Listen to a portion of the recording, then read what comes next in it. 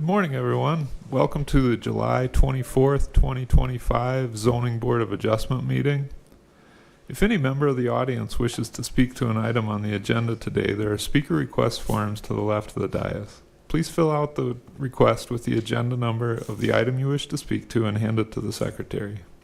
This time we would also like to ask that if any member of the audience has a cell phone or other electronic device, that you either turn it off or turn the ringer to silent. If you need to take a call, please step out to the hallway so the meeting is not disrupted.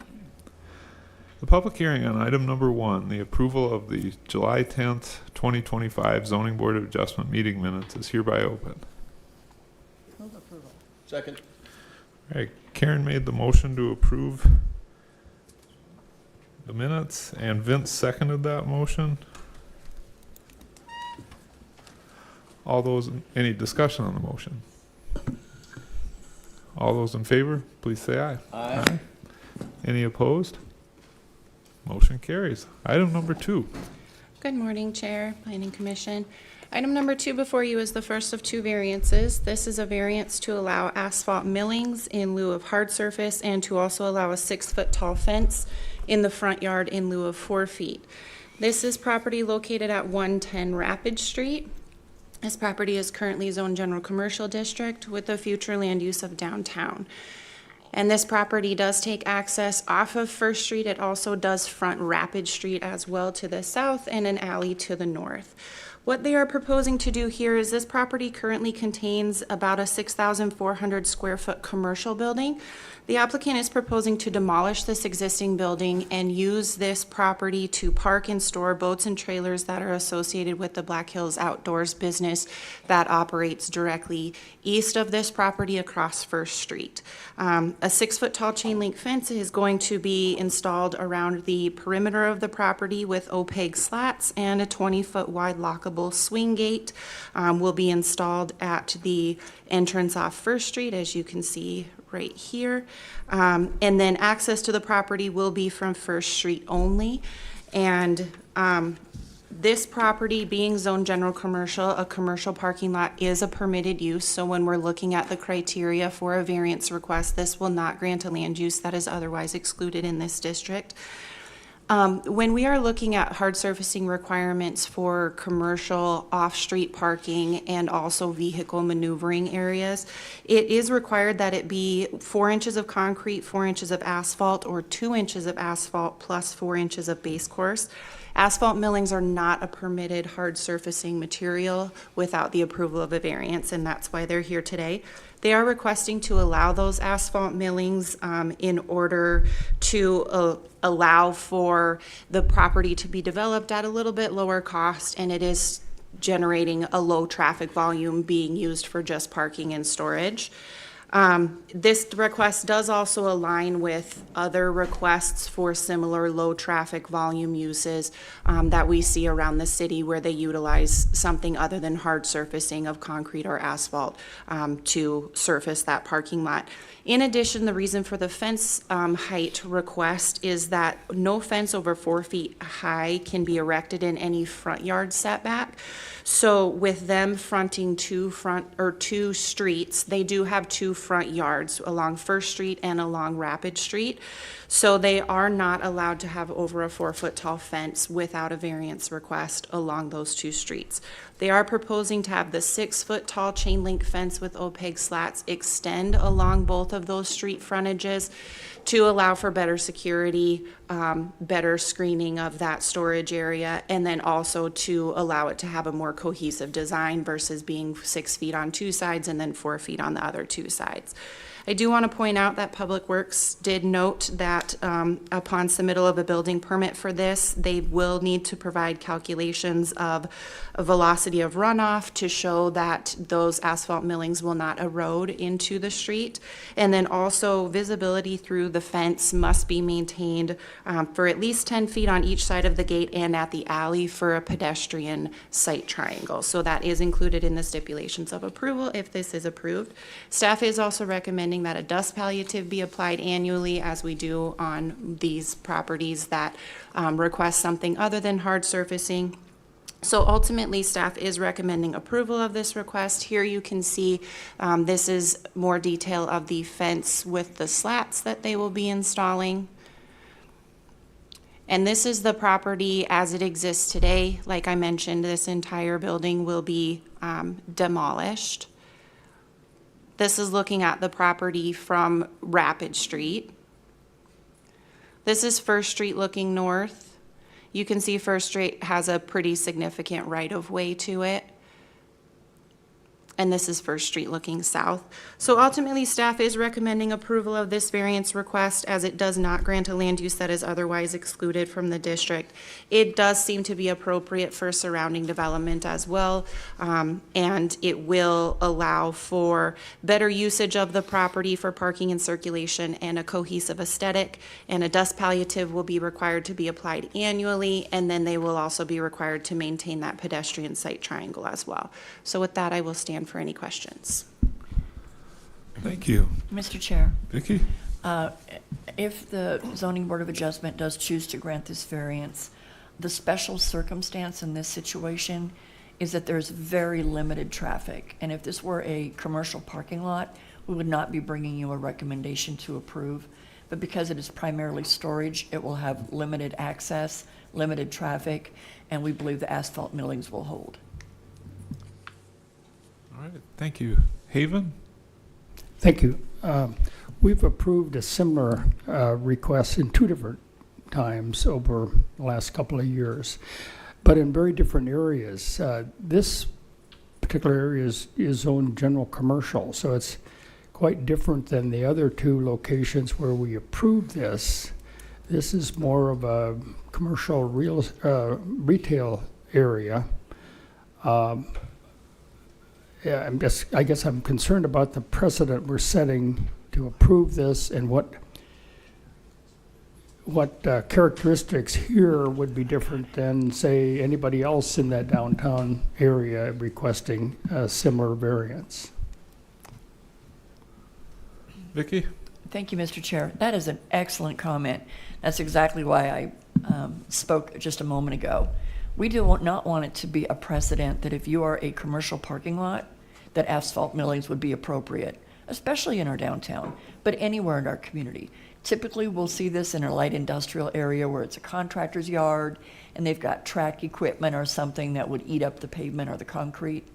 The unique situation here, that special circumstance, is that to do boat storage that's directly related to the business across the street, to have them asphalt it with such limited traffic, we do believe that the asphalt millings, which will look like pavement, the asphalt millings will sustain that amount of traffic and hold up well.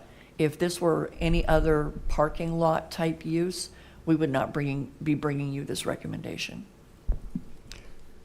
Thank you. And what will trigger a new look at this? I guess, just for example, if Harvey's Lock Shop acquired it or leased it in the future and used it to park their service trucks, does this continue if that would be the case?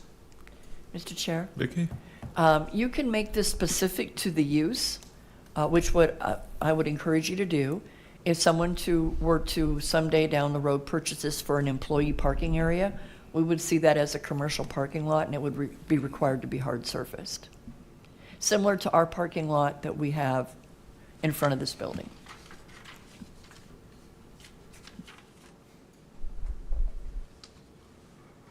All right, Vince?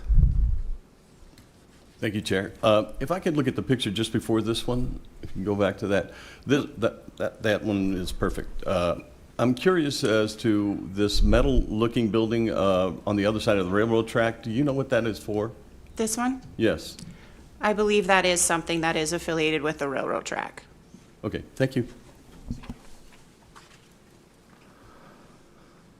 All right, any other questions, comments on this item? Motion to approve? All right, Vince made the motion to approve the variance to allow asphalt millings and allow a 6-foot tall fence in the front yard in lieu of 4 foot With the stipulations provided by staff. with the stipulations that there's a fr- a special friend- circumstance exists in this case to allow the variance, as well as, were you interested in adding the stipulation that no, it's that- specific to this use? No, that one specifically is, Okay, yeah. all right. Is there a second? Karen seconded that motion. Any discussion on the motion to approve these variances or variance? All those in favor, please say aye. Aye. Any opposed? No. All right, I believe Eric Hikas was the no. Any others? All right, the motion carries with Eric Hikas voting no. Item number 3. Item number 3 before you is also a variance request to allow asphalt millings in lieu of a hard surface. This one is for a storage yard, and there's also a request to allow 80% lot coverage in lieu of 75%.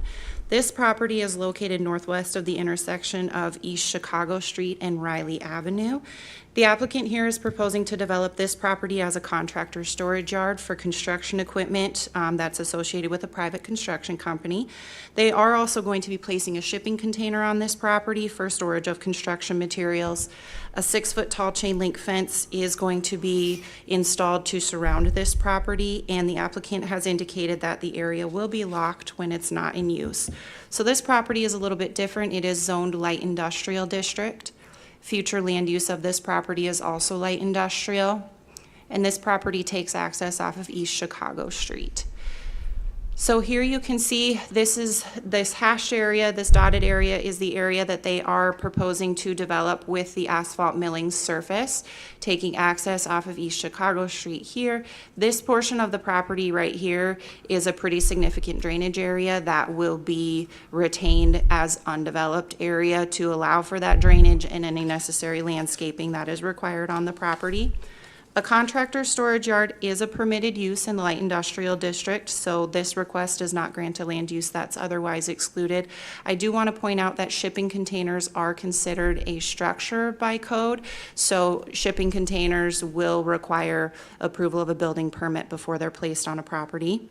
Again, this one is a request to not have that hard surface because of the weight of the construction equipment that will be stored and circulated on this property. That size of equipment with that kind of weight tends to damage hard surfacing, so it will create an issue for continuous maintenance for the applicant. And also, this contractor storage yard is also expected to generate a pretty low traffic volume all in all.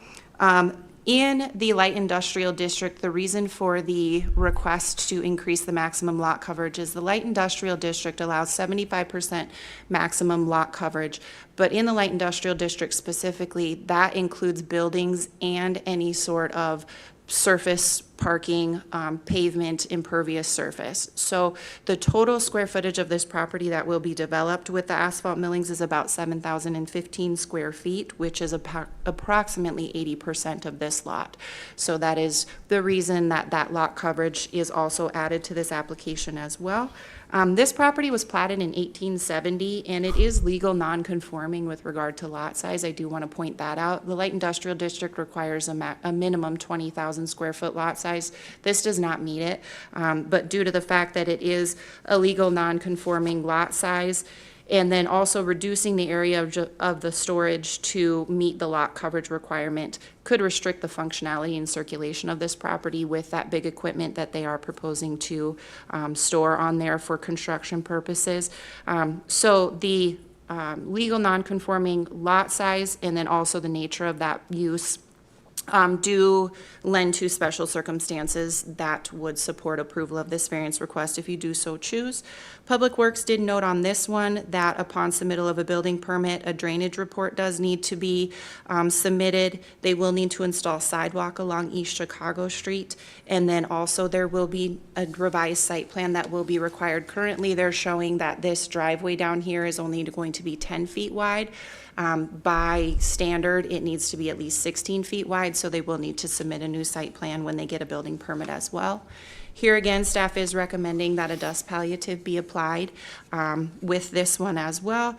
And this variance does appear to be in harmony with the surrounding area here as well. The surrounding properties in this area are all light industrial, and there are a few other gravel surface parking areas in proximity to this.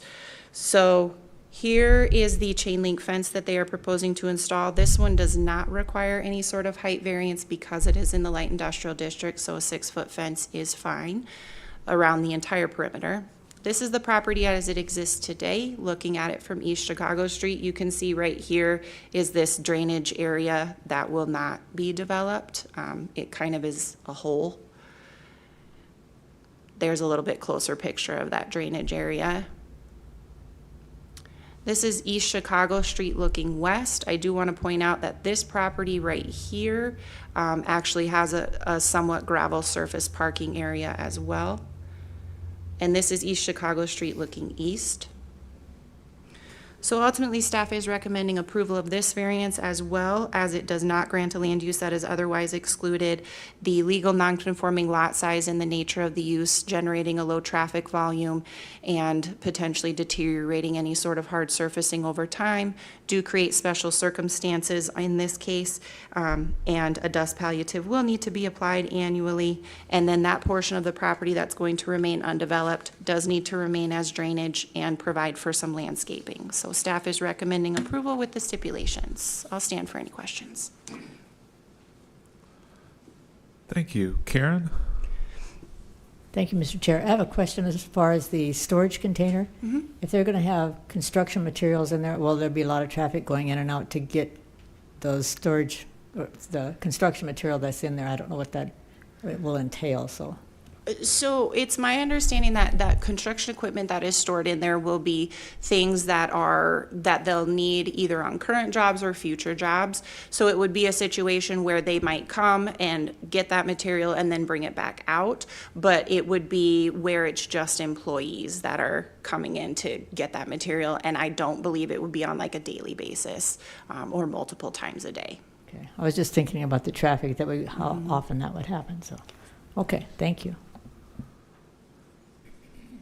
Kelly? Thank you, Mr. Chair. The dust palliative, is that a recommendation or is that a requirement?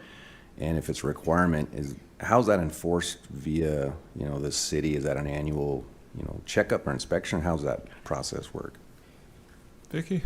It is actually a requirement, and we just happen to have Morgan, our air quality specialist / environmental planner, in the audience. Morgan, would you mind speaking to how someone would have to meet that requirement? Thank you. Hi. So with the dust palliative, unfortunately, I don't have the authority to come on and inspect whenever I choose. It's on a complaint basis. So if anyone in the neighborhood is experiencing any dust as a result of this, I'm able to come on and inspect, and I'll contact them and tell them that they need to apply a dust palliative. Okay, and I guess I'd add on to that. Is there any risk of runoff watershed into that drainage area for the palliative, the chemical? I'm assuming it's organic, but I'm not a dust palliative expert. Is there any risk of runoff into the watershed? That's not my area necessarily. It is their decision what kind of palliative they want to use. So the level of runoff and whether it's organic is really up to them. Vicki? Mr. Chair, so obviously anything that would be applicable needs to meet environmental standards.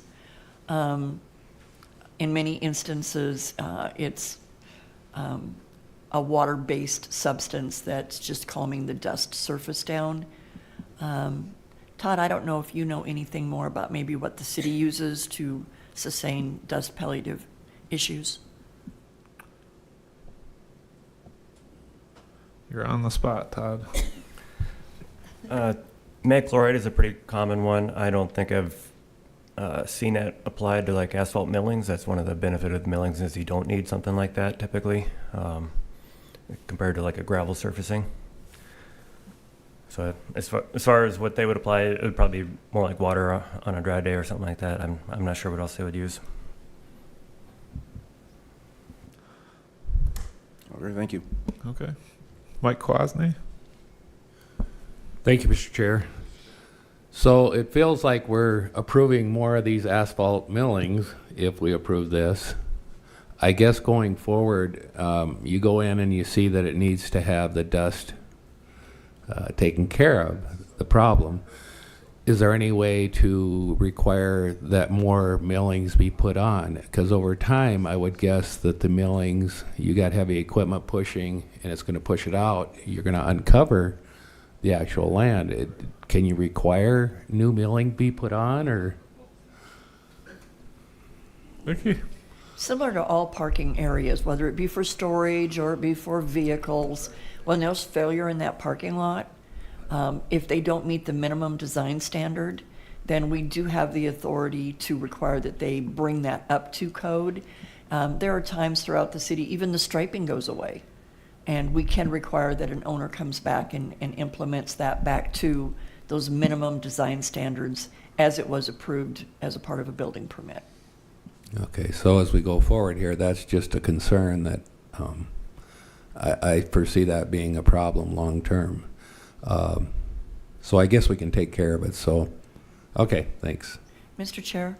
Yeah. I realize that we have seen a lot of these variances, and maybe a bigger discussion for another day is there something about the regulations that when it is just for storage or a contractor's yard with tracked vehicles, should we be looking at the ordinance and making some exceptions there so that someone doesn't always have to come in for the variance? For now, though, we're pushing them all to you for your consideration. They're primarily in light industrial, and it's primarily only when it's a contractor's storage yard. Very limited activity, and the concern that the weight of the vehicles or the tracking on the vehicles would just eat up the hard surface anyway. So maybe something for a future discussion. This one, however, does seem to fall in line with many of the other variances that you've granted. One thing I'd add, and I don't know that I'd support adding a regulation on it, but it would be nice to have some feedback on some of the ones that have already been installed and have been in use. How are they faring? You know, to Mike's point, it's just ground underneath these millings, and if the millings get torn up and aren't maintained, might be an issue. Eric Hikas? Thank you, Mr. Chair. As an idealist and an optimist, I always think of what's the highest and best use for every parcel, and previous no vote by me was for that reason, because we're in a commercial district. I think this is a more appropriate location for said use. Mr. Aguelo and Mr. Quasney's questions were excellent. Those came up in my mind as well, especially with the adjacent creek. The section of a asphalt milling project, do they use any kind of separation fabric, or is there any, do we approve a typical section for that, or is there any information there, or is it just, scrape off the topsoil and put down the millings? There's my question. Sorry about all the jabbering. So I think you're back, Todd. There is no requirement for the fabric underneath the millings, so I think actually, you do the grading that you need and put the millings down, typically at least 4 inches thick. All right, any other questions or comments on item 3?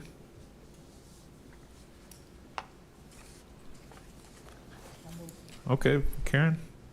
I'll second. I'll move approval of the special circumstances for this requirement, for this request, and I think it's appropriate. Okay. And Vince seconded Karen's motion to approve with the stipulations listed. Any discussion on the motion to approve the variance?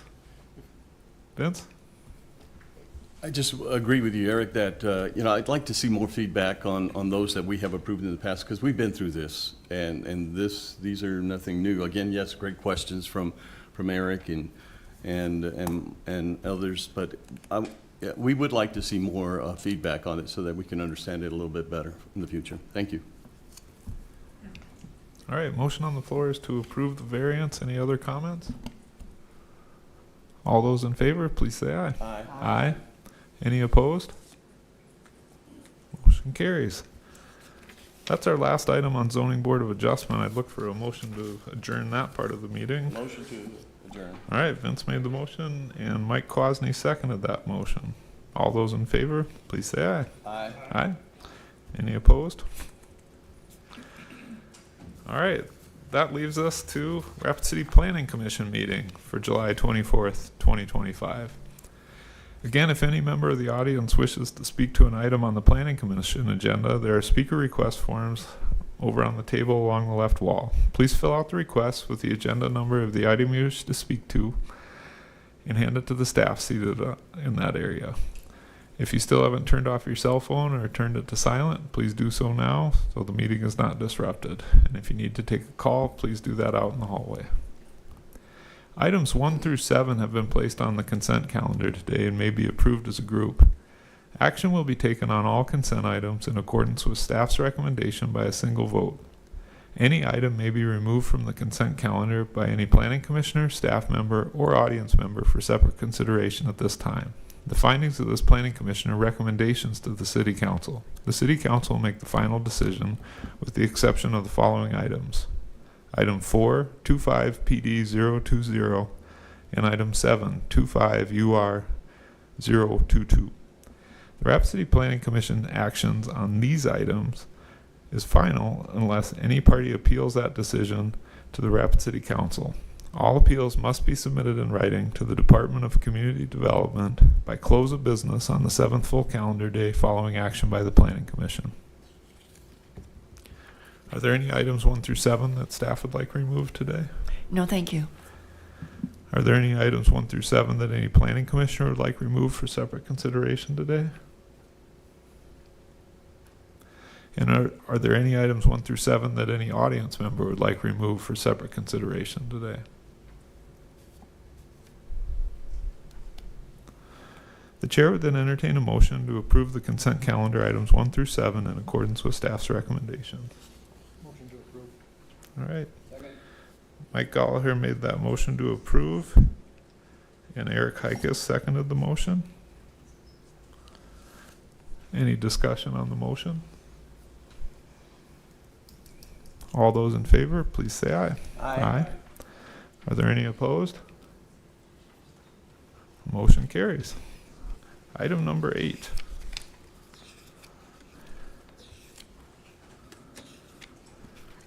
Good morning, Chair and Commission. Morgan Twombly, Environmental Planner.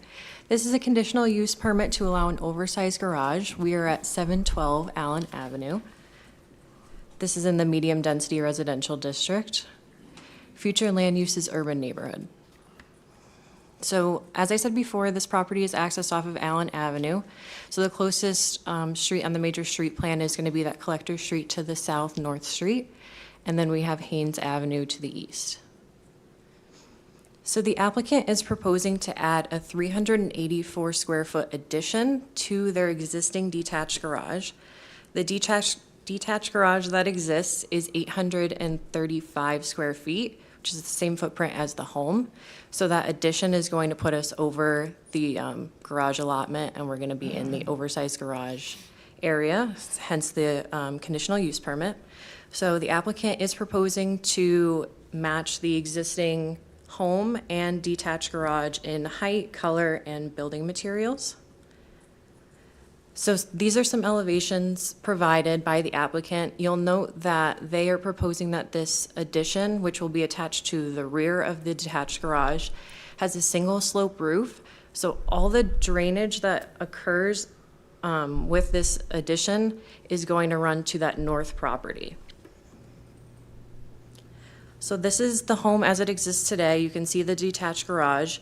You'll also note that we have quite a bit of screening as a result of fencing and trees on either side of the property. So that's going to mitigate the visual impact from the street as well as the impact to the neighbors. This is looking up Allen Ave to the north. And this is looking south right at the monument. And this is looking west at the adjacent property.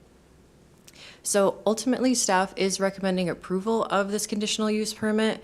However, we do want to note that any adverse impacts as a result of additional drainage to the neighbor's home to the north will be the responsibility of the property owner.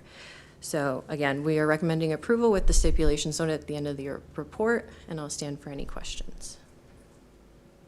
Thank you. I don't have any, but I'm going to jump in. Your note about drainage, what is the topography of the lot to the rear? It was kind of hard to tell from the overheads. So there's a little bit of a drop off to the north towards that north property line, as well as to the rear of their property. So there is Do you some. mind going to an overhead and Sure. maybe making some arrows? I apologize. I'm not sure how well you'll be able to tell, but there is a little bit of a slope this way as well as this way. Okay.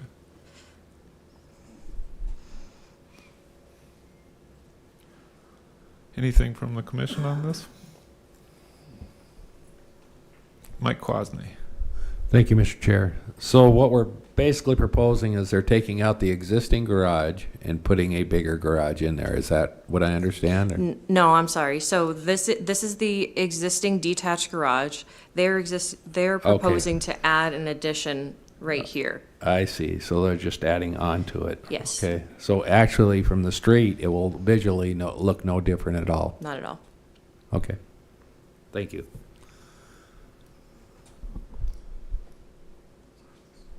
Eric Heikus? Thank you, Mr. Chair. Can we go back to the drafted elevations? So can you describe the use of the addition? Just, sorry, you did no already, worries. excuse me. But, yeah. So they are proposing to use this as their own little exercise area. So Okay. just principal, Okay. secondary to the use of the home. Not a mother-in-law suite? No. Okay, fair enough. Or an accessory dwelling unit? No. Okay, thank you. That answers my question. All right, anything else from the commission? Okay. Mike Gallagher made the motion to approve the conditional use permit for the oversized garage. Vince seconded that motion with the stipulation. Yep. Right. Thanks, Karen. Any discussion on that motion to approve? All those in favor, please say aye. Aye. Any opposed? Motion carries. Item number 9.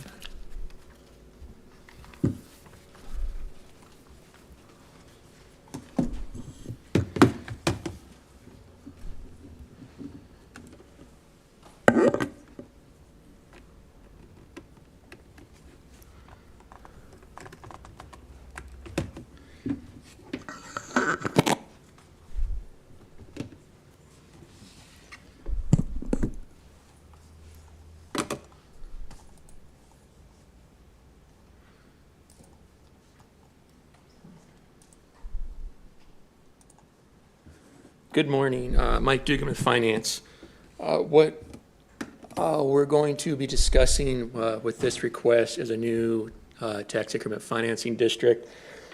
There are two proposed project plans, two separate project plans with this request.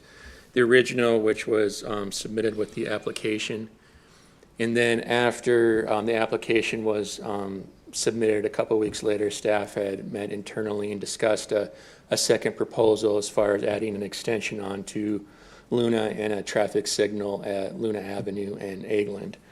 So we'll discuss both options here this morning.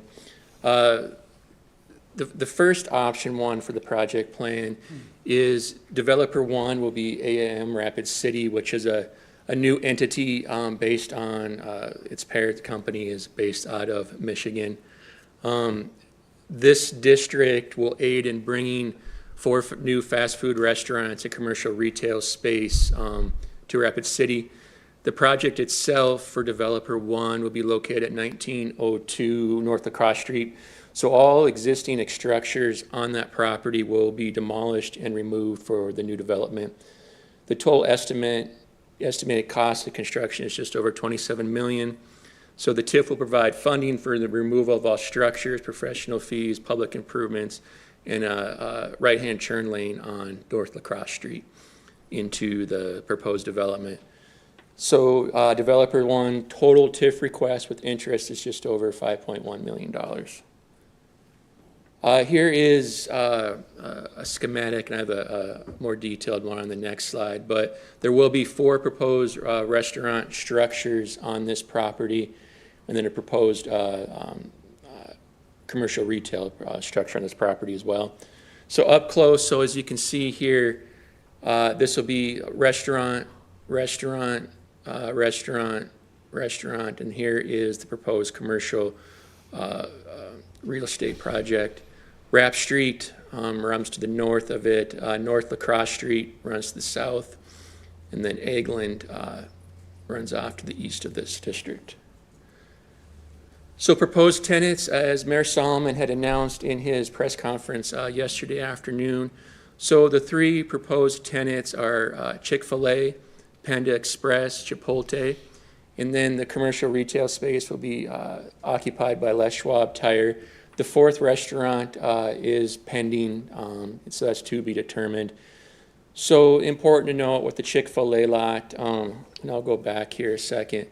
So this would be the location of Chick-fil-A. This would be Panda Express. This right here would be Chipotle. This would be a determined, to be determined future restaurant, and this would be Les Schwab Tire. So the Chick-fil-A would have 41 estimated drive-through stacking spots. Panda Express would have 20. Chipotle would have 7, and then the to-be-determined restaurant would have 8. There'll be a total of 248 parking spaces on this property.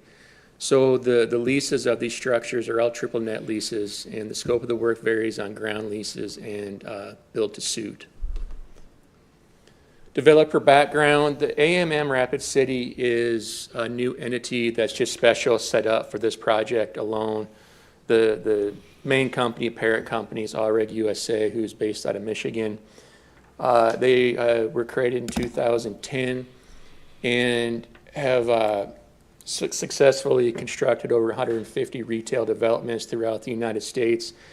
And they have experience with these entities in the past. They've done these throughout the country over the years. So the project cost for developer one, they'll have, as far as capital costs, $2,750,000 to use. That'll be primarily composed of the demolition of the site, and there is funding in there. There's anticipated there could be some asbestos abatement with that property, with it being an older property. So the funds will be used for that as well. Site work, earthworth utilities, and then the North Lacrosse right turn lane into the development. So developer two will be the City of Rapid City, will also be a part of this request. That funding will be for the purchase of 120 Norwood Drive. That will be proposed future police precinct. The purchase price of that structure is $1.8 million. So the city's portion of this request would be up to $1,150,000 to be used towards that purchase of that police precinct, and then also any improvements that need to be made. So the city's TIF request with financing is a little over $3.6 million. The total TIF request, developer 1 and 2, would be just under $8.8 million. And this district is anticipated to be classified as economic development, which would not impose any additional school levy on any real property within the Rapid City Area School District. So this is the proposed boundary. So with this is 1902 Lacrosse. This is developer 1 property where all structures would be removed and the new development would take place. Over here to the far side would be the future proposed police precinct. Rapid City zoning for this district is comprised of the medium density residential. There's an apartment complex here. General commercial is the red, and then in the blue there is public. Major street plans, so North Lacrosse Street does run adjacent to the developer's 1 property. North Lacrosse Street is a principal arterial. And then as far as the police precinct, North Maple Avenue does run close to that property, and that is a collector street. The parcels within the district currently have an assessed value of a little over $20 million. If this was to be moved forward from the Planning Commission on to City Council and approved, that would be sent off to the state, and the state would certify that and work with the county. But that is anticipated to be the base value. At year 20, with the development and anticipated appreciation throughout the years, the district has anticipated an assessed value of a little over $69 million. Developer one will receive the increment first until they are paid in full, which is anticipated in year 14, and then the city would receive the rest of the request. The TIF is anticipated to take the full 20 years to be paid in full. The city is not financing any part of developer one. Developer one will have to seek either self-funding or outside financing for their portion. The city is proposing financing its portion, holding that in-house. So anticipate interest rate of 7%. So the interest that would come back is anticipated about $2.4 million that would come back to the city over the course of 20 years. The need for the TIF, there's a few needs for this TIF as far as developer one.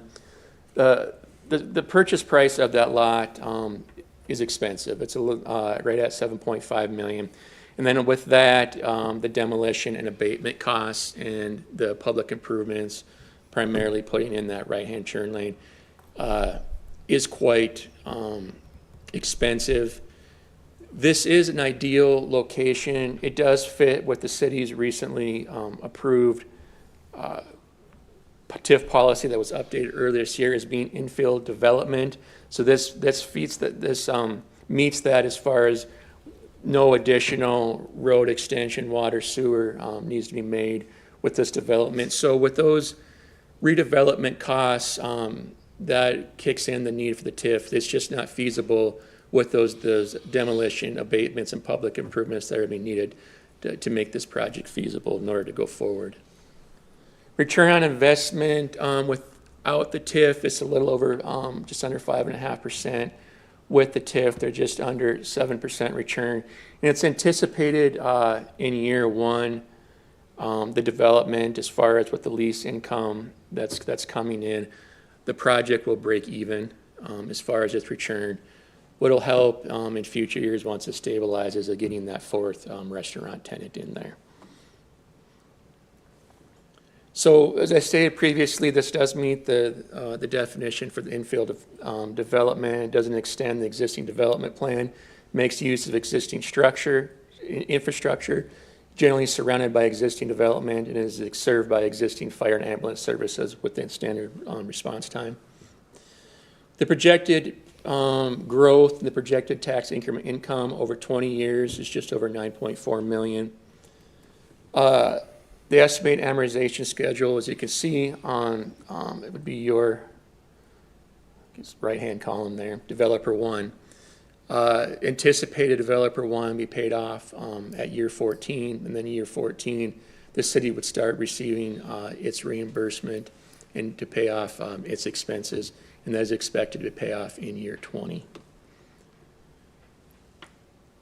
This is 120 NOAA. This would be the future site of the proposed police precinct.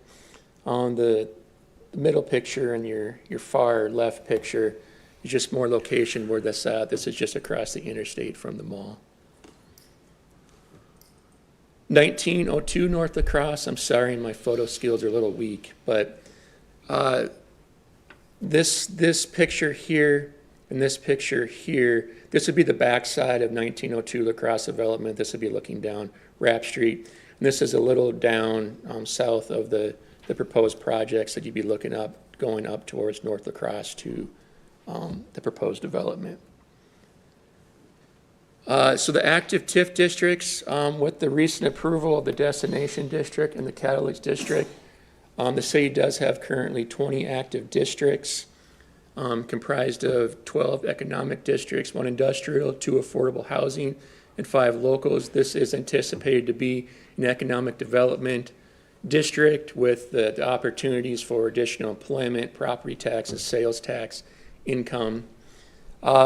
So adding this estimated base valuation would take the Rapid City taxable valuation up to 2.28%. And once again, we are allowed up to 10% by state statute, so there's still plenty of room to grow. So the second option, after this original application was submitted, staff had met with the idea of extending or expanding the current TEF boundary behind the North La Crosse Walmart location where there is undeveloped property.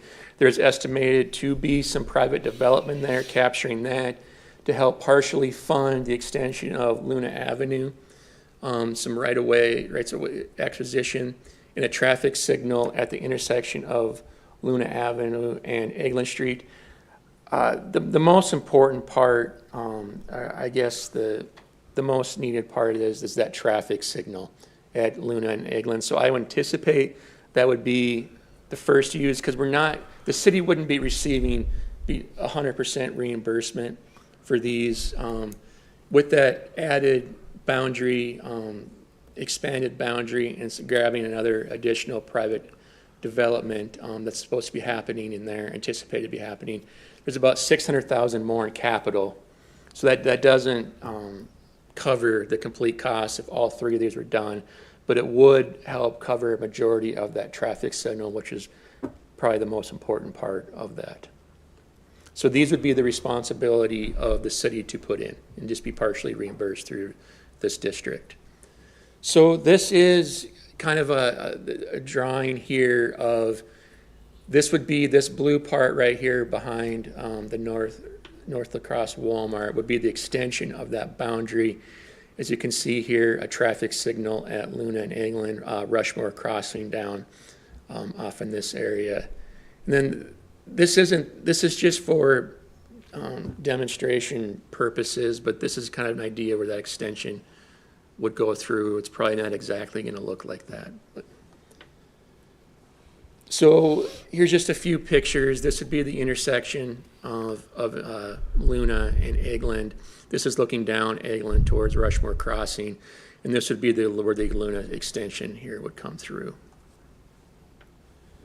So this is the proposed option 2 boundary. The change here is to adding this intersection at Eglin and Luna, and then adding these undeveloped parcels where anticipated private development is to take place to capture that increment to help partially pay for these additional public improvements. So developer 1 capital costs would stay the same at the $2,750,000. Their interest, as they're being paid first, their interest would come down slightly. Developer 2 would capital costs would increase by $600,000 up to $1,750,000. The interest costs would increase with those additional public improvements. So the total eligible project cost would increase from that option 1s of $8.7 million to just over $10 million with these additional public improvements. So with the addition, expanding that boundary, the anticipated base valuation is anticipated to be just over at $25 million. So the projected increment income with that anticipated additional private development would be just under $11 million would be captured for repayment. Amortization, as you can see here on the developer 1's side of this, it would speed their amortization up by a year. It would still anticipate to take the full 20 years for repayment. And then the last slide here, so just once again, the active TIF district we previously discussed with the additional of adding about $5 million over that first option of that base valuation would take the total valuation taxable Rapid City up to 2.31%. Once again, well within that limit that's allowed of 10%. So with that, I will stand with any questions, and a representative for the North La Crosse development is in attendance if you have any questions. All right, appreciate that. I've got a couple speaker requests. Eric Hikas, questions for Mike? Oops, I didn't get you turned on. Thank you, Mr. Chair.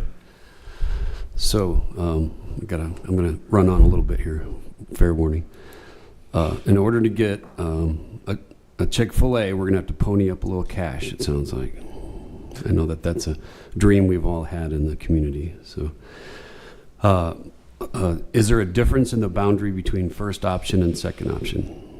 Yes. Okay, are you asking us to decide between the two? So, yes, I Okay. apologize. So the option one would be the original, the boundary. This wouldn't include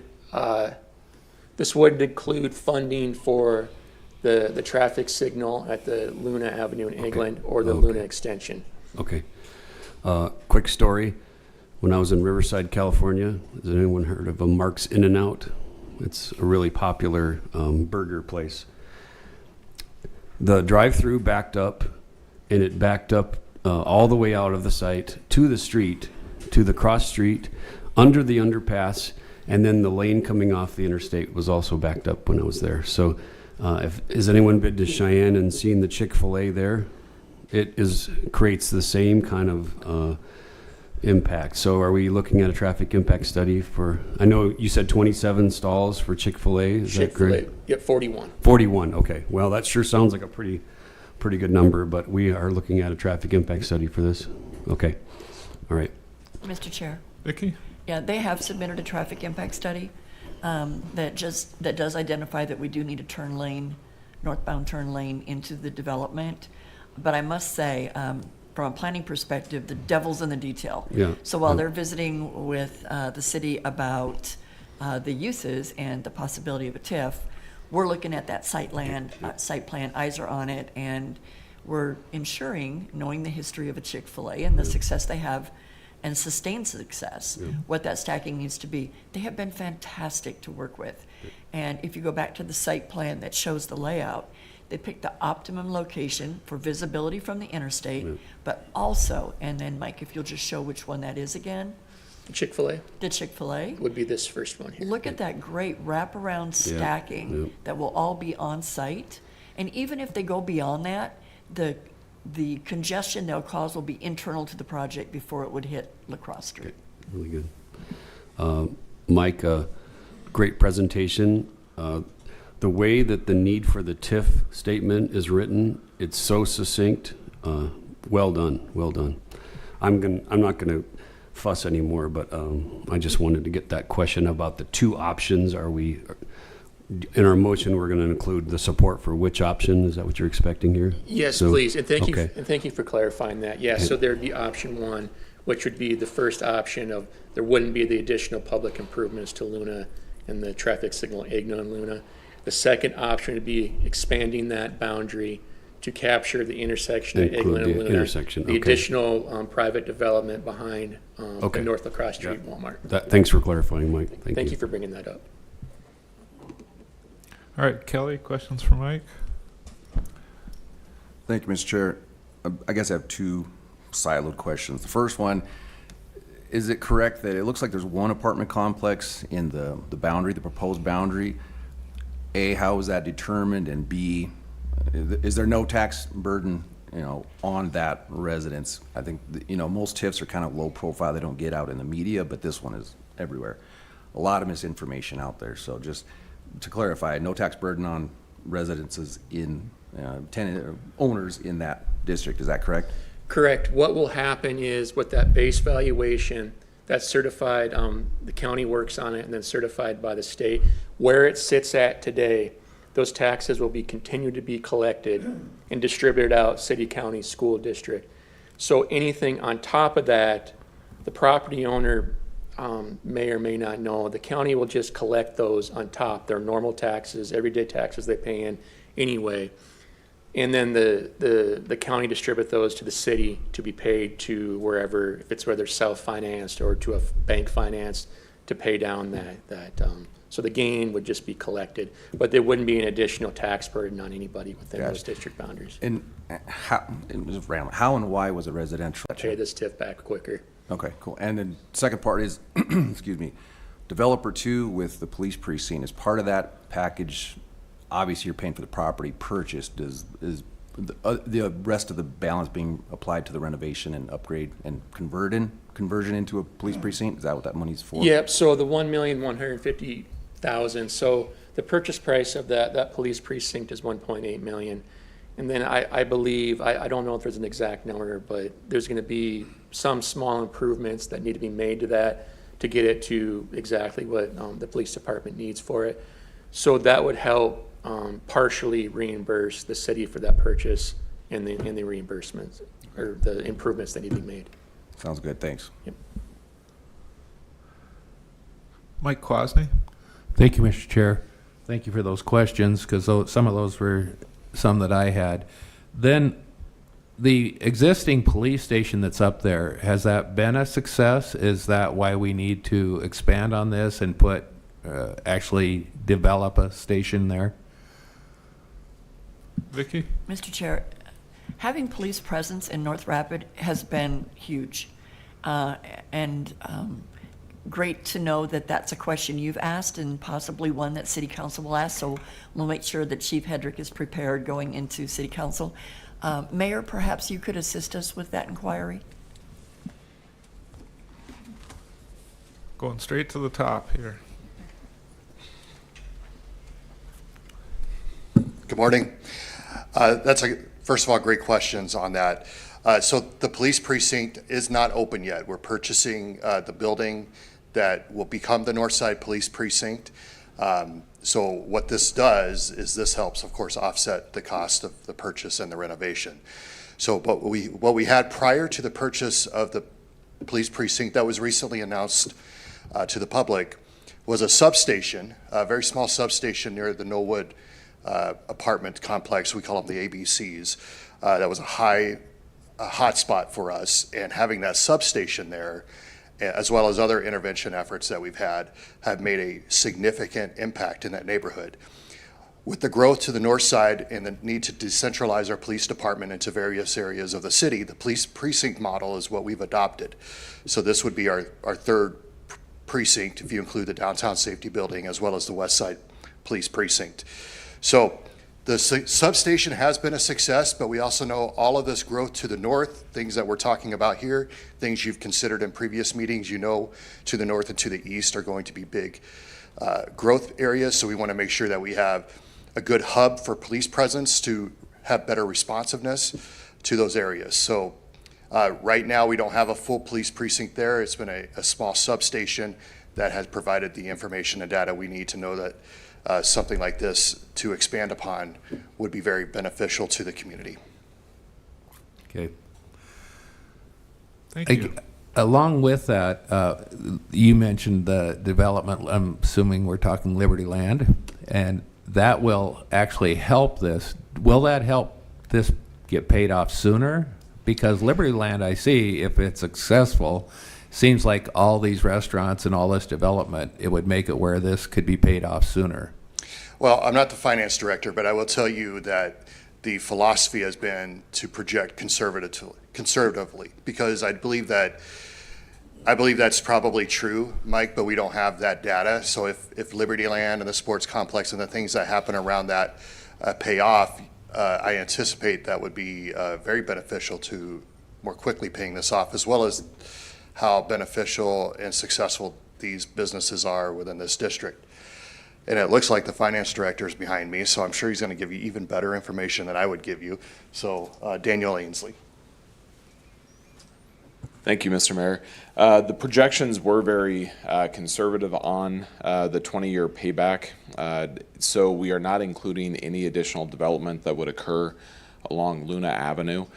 We know that with the additional increased activity that's going to be occurring in this area, especially with Liberty Land, as well as just the restaurants, as well as the improvements that we'd make on the traffic signal, there's going to be additional interest in that land. So we do anticipate that it's going to be paid off sooner than the 20 years, but we are solely projecting what we actually know is going to be constructed. Okay, so with that said, if we didn't vote on option 2 to be included, that light, I think, is important whether that goes in or not, because I don't know, we've talked about that whole area forever and how the traffic is such a problem. And specifically there is a problem because of the turning and all the other things that are going on. So even without, it seems like that light should be a destiny.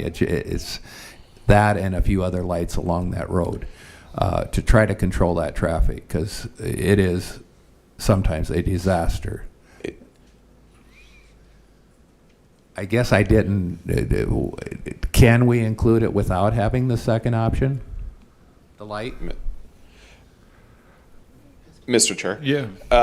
In order for it to be included within the TIF district, we would need this, the suggested amendment to the district boundaries to include that area.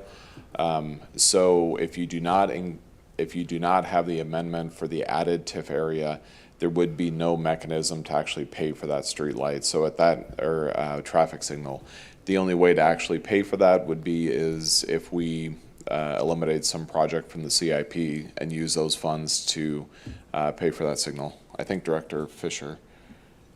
Vicki? Yeah, just to bring it down to basics.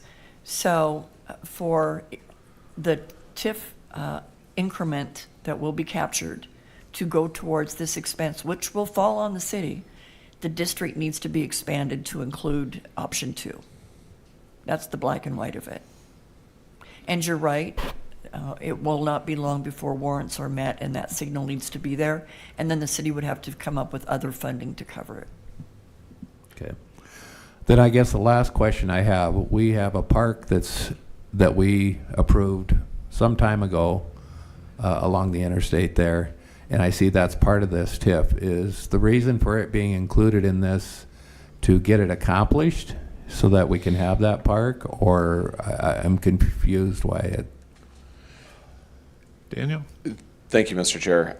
The Knollwood Park already has separate funding within the CIP, within the Vision Fund, as well as within our CDBG grants, so there's no TIF allocation that would go towards that. I believe the reason why that parcel is included in this is just for ensuring that there's continuity amongst all the different parcels. And so no TIF funding would go to that park, but there are several funding streams for that project already. Okay. All right, thank you. All right, Vince, questions for staff? Yes, wanted to follow up on the police substation and the property at Knollwood. Is that where the substation was located? At 120 Knollwood? It was actually right next to it. It was a separate building. I guess it kind of shared the same parking lot. It was a part of I think that's a strip mall in there, and it was just an office space within that strip Okay. mall, but it's right next to this. So, and were we leasing that office? Yes. So there's funding that's going to come back to us for that, so that's included. Do we know what that price was? That rental that we were, go ahead, I'm sorry. Mr. Ainsley? Thank you, Mr. Chair. It was a very minimal expense. It was, I believe, less than $10,000 for the year. So it was a minimal expense, but yes, that would be a savings to the general fund that would help offset some of the new utility expenses that we'd have at the new precinct. Do you know on the new precinct, will it have vehicle storage ability, such as a garage or something in case of inclement weather? We have not completed the plans yet for that. That is under discussion. There would definitely be secured parking, but we're not sure whether or not that would be covered. Okay, thank you. Haven? Thank you. We talked about the light at Eglin and Luna. If we approved option 1 and not option 2, could that possibly foreclose some options on the Luna extension? Because I assume there would be some construction in that area. Who wants this one? Mr. Chair. Vicki? So, again, if option 2 is not chosen, and we see that need to extend Luna to the north to Rapp Street, as I think Mike had a really good graphic that showed a guesstimation of where that road might go. And we're really falling back on when the developer decides to develop the property that connection would be made. When we're looking at expanding the boundary, when we see that existing development is actually triggering the need for that sooner than the developer is bringing forward a plan, that puts money aside that maybe we can acquire that H lot and bring forward those improvements. We anticipate the subject property that this TIF is being requested for will generate additional interest in this area. So I think we'll see additional development if this TIF is approved and this project is stood up. And I assume that there's substantial assessed value in the current building. I don't know what the address is, but it's the old, well, I can't remember, the hotel that was on that. I assume there's some substantial assessed value to that property that will be demolished. How is that factored into your calculations? So you're absolutely correct. The current property, I believe, of that $20 million anticipated, or $25 million anticipated if you go with option 2, I believe that property is right at $7.5 million of that. So how the county and the state work together to determine that assessed valuation, they go off the last assessed year's value, which would be 2024. They're getting ready to work on 2025 here this fall to have that certified for 2025. So it would go back to that higher evaluation. And that's, I'd put that just a blurb and for the anticipated tax increment income in the staff report, that is an issue. So of the 27 million of anticipated costs to make all these improvements and put the buildings up for the new development, I did back off the current assessed value of that project, or of the current as it sits, because it is high. It is probably one of the highest we'll see, because normally they're on undeveloped lots of very, very low value. So I did take that in effect. So that did substantially drop any projected increment, because I backed that off of the projections, how it sits today.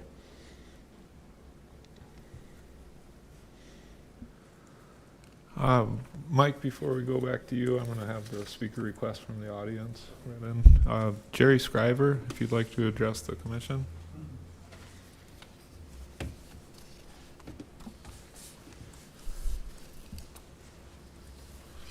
Good morning, everyone.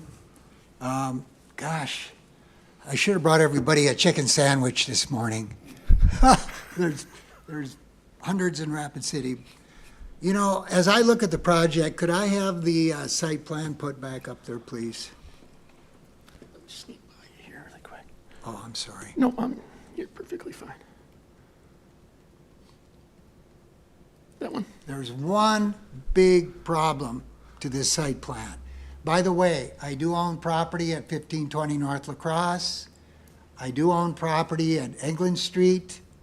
I'm one of the closest neighbors to this project. And honestly, I'm all for the project. But there's a lot of problems here that you guys are not really facing. And it's the traffic. We already have a real traffic problem up there. There's almost any day you can't get in or out because of the traffic. Now, you have 2 curb cuts up there. Are you kidding me? I do this for a living, by the way, for 50 years. They're trying to do too much with this property. They probably should have Chick-fil-A and maybe the tire store, really, to make this a successful project. Right now, I believe the city of Rapid City has done enough out there with the new athletic facility. Beautiful. And I think it's the Lean family trying to do their project out there. This project should stand on its own. It doesn't need any help. You know, I've already planned $1 million remodel of Millstone 2 because of what you guys are doing further north. Because I want to keep up to date. Maybe you guys should include me in a TIF. I could use a little help too. You know? But I'll pay my own way. But anyway, you've got a major problem here. Is going to be traffic. If I was Panda Express, I wouldn't go in there. I absolutely wouldn't do it. They're an afterthought in the corner. Nobody's going to be able to get there. There's going to be problems that you're going to find because of the way this project has been put together. They've got way too much going on there. Really, people. And I have tried to put a Chick-fil-A into town here for 5 years, a Panda Express for 5 years. They won't even answer our emails, telephone calls, nothing. You know, so just saying, and I'll get off here. I'm not afraid of the competition. I'm not.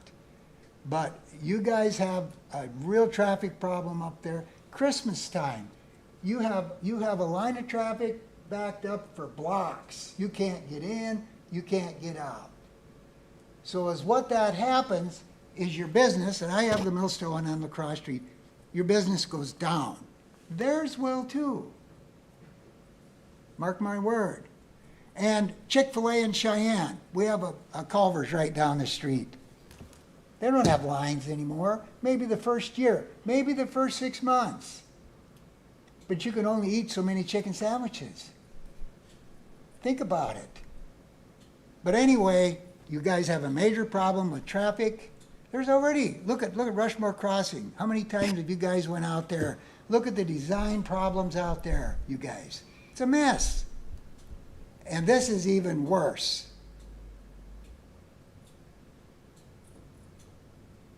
And I've been here for almost 50 years, you guys. I pay $100,000 a year in property taxes. I live here. My family lives here. But this project can be successful. But the developer, I don't know if you're the developer, but they're trying to do too much in this piece of property. And one of the reasons, you guys, like with the Moyle property on the other side of the road there, with their convenience store, and they also had a hamburger store there, if you remember. And the main reason that went out of business, they closed it, was because the customer could not get in or out. It is too close to the interstate interchange. So you've got traffic backed up there all the time. Monday afternoon, Sunday afternoon, doesn't matter. It's a major problem. This developer, God bless him, is trying to do too much. That other restaurant that's vacant up there will never happen.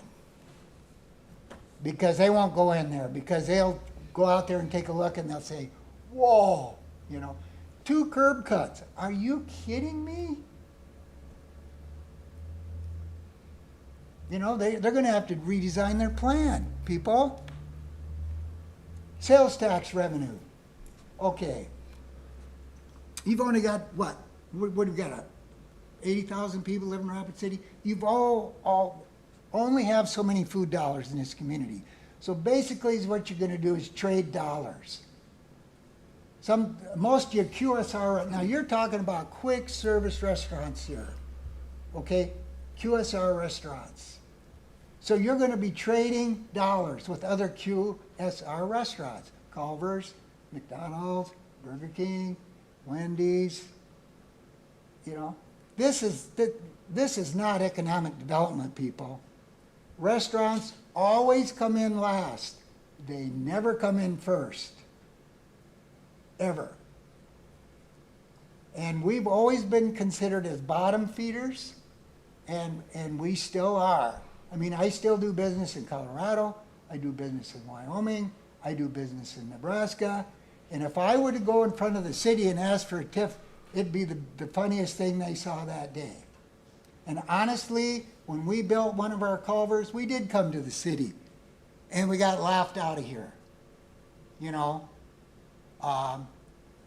Again, wonderful. If we get a Chick-fil-A, great. They've got too much going on in here. It won't work. Thank you for your time. Thank They you, need to Mr. back Schreiber. off. You know, they need to take a couple of those businesses out of there in order for it to be successful. Eric, you brought up In-N-Out Burger. And that does happen for about the first 6 months, by the way. And the Chick-fil-A will start out like that, but how is that going to work? Look at it, you guys. How is it going to work? Anyway, I appreciate you guys listening to me, but it's not a good proposal. It is not. Thank you. Mr. Chair. Vicki? Just as a friendly reminder, this project did trigger a traffic impact study stamped by traffic engineers that has been received. Our traffic engineer and other engineers with the city have reviewed that project. We do recognize that there does need to be an improvement on LaCrosse Street. In addition, it identified that there is concern with the bottlenecking that can result from the 2 access points as shown. And as such, what you see before you in option 2 of the district boundary is to create that connection back down to Luna and Eglin, where a light would then be constructed as well to address some of the traffic associated not just with this project, but existing traffic that's going through Eglin Street right now. Okay. Judson Yuri, if you'd like to address the commission.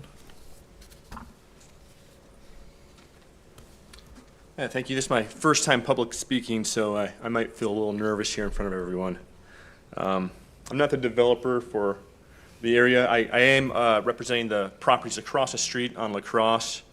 I don't know, are you the Millstone owner? Is that? Good morning, neighbor. Good morning. Yeah, I love your restaurant. I love the salad bar. You guys have been a staple in our community for a long time. Thank you. I don't know building like my neighbor does here. I wouldn't be able to speak intelligently about that. But I do want to express our full support for the development of this area. I think it will, and that with Liberty Land also. We're going to be bringing in construction jobs, plumbers, electricians, a lot of people who need work in our community, and they need well-paying jobs. And I think it's a great addition to our community. Growing up in a multi-generational hotel family, I've come to appreciate the importance of creating spaces that serve both residents and visitors, places rooted in dignity, purpose, and pride.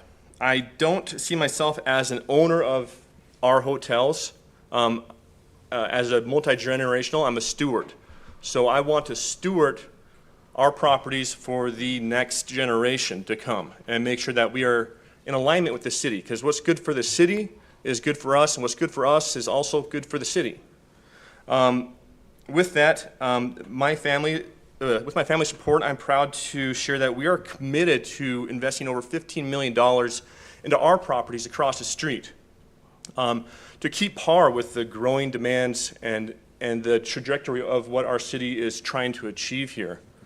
With that, we're going to be turning our water slide into a dynamic family fun zone.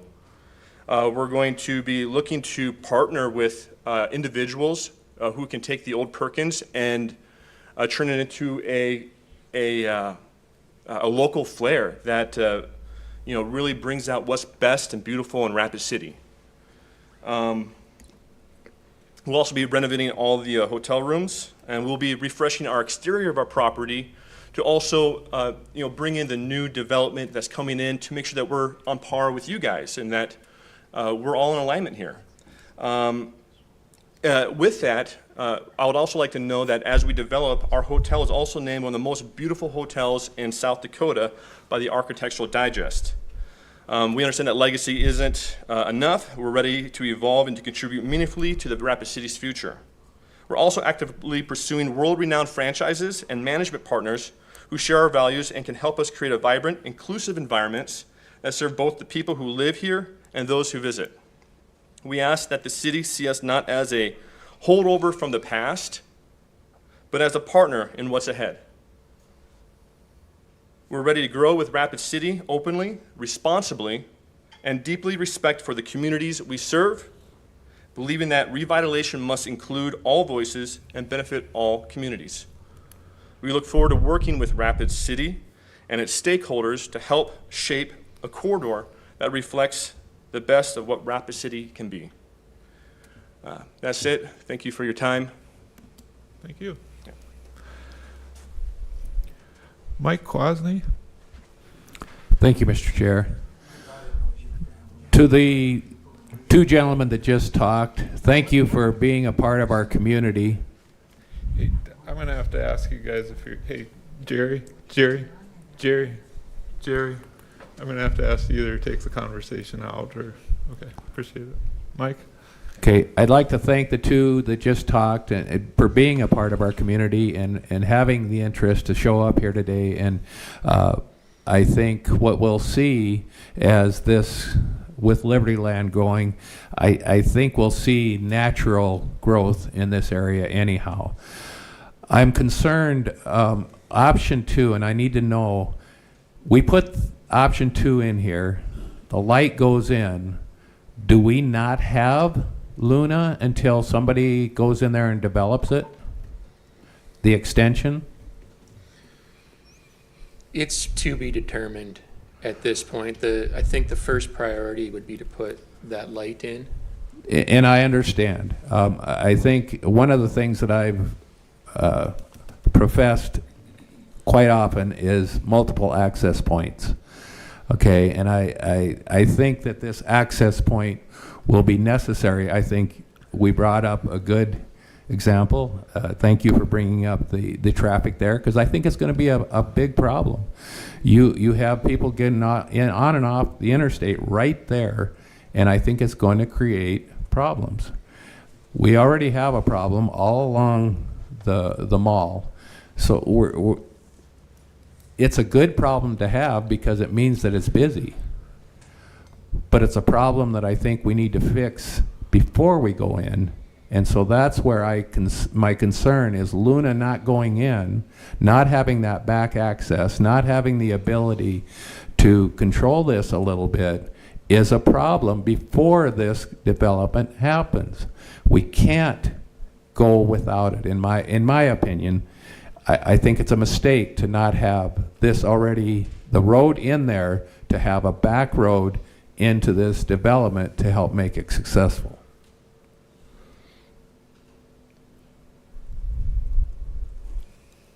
Daniel, Yeah. a response? Thank you, Mr. Chair. I believe the staff is in full agreement that the extension of Luna as well as the signal is necessary, which is why we would encourage you to look at the second option. With that, there is, of course, the additional cost of constructing the road. There are two options that we are looking at besides the ultimate third option, which would be to add a CIP number and divert some of our CIP funds, which is not what we would hope for. The first option is that through this, hopefully some of the additional property that is included within the TIF would actually start to come under development. If that were to occur, there's going to be additional increment. We would anticipate that quickly we would come to you with the TIF amendment, with the additional project being the extension of Luna. The second option would be our strategic growth fund. That does have funding available through the Vision Fund.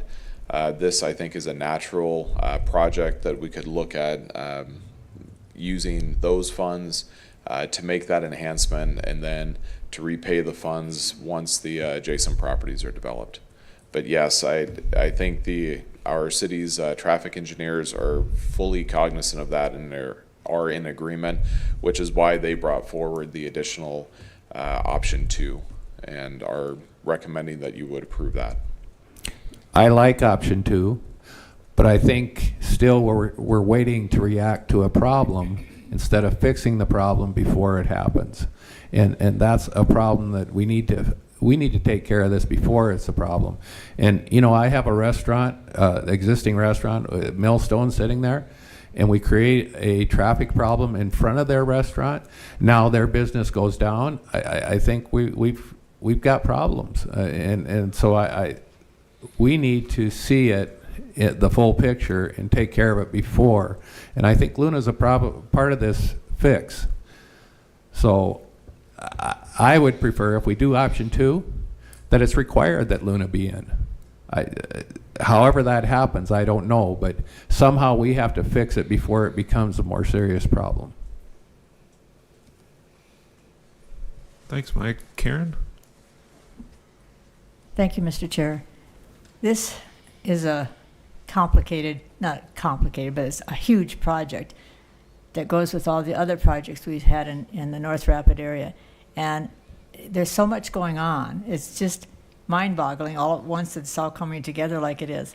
I think this is a great infill TIF because that's what we want. That's what we're hoping for, to make properties more successful, bring the taxes in so that we have that opportunity to do other things.